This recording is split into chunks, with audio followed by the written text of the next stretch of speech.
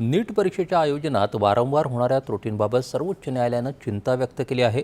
मागच्या पेपरफुटी विवादांपासून राष्ट्रीय परीक्षा संस्थेनं कोणताही बोध घेतलेला नाही, ही खेदाची बाब असल्याचं न्यायालयानं म्हटलं आहे.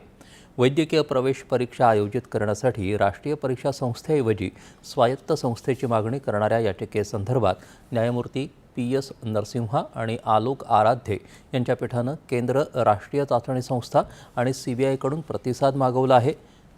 गेल्या वर्षी संस्थेच्या कामकाजात सुधारणा करण्यासाठी इस्रोचे माजी प्रमुख के राधाकृष्णन यांच्या अध्यक्षतेखाली नेमण्यात आलेल्या समितीच्या शिफारशींच्या पालनासंदर्भात येत्या गुरुवारपर्यंत प्रतिज्ञापत्र सादर करण्याचे निर्देशही न्यायालयानं दिले आहेत.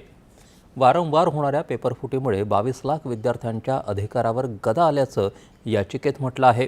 भविष्यातल्या परीक्षांसंदर्भात देखरेखीकरता सर्वोच्च न्यायालयाच्या निवृत्त न्यायमूर्तींच्या अध्यक्षतेखाली उच्चस्तरीय देखरेख समिती स्थापन करावी, असंही याचिकेत नमूद केलं आहे.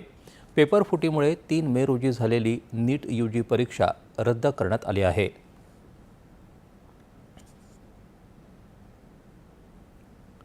नीट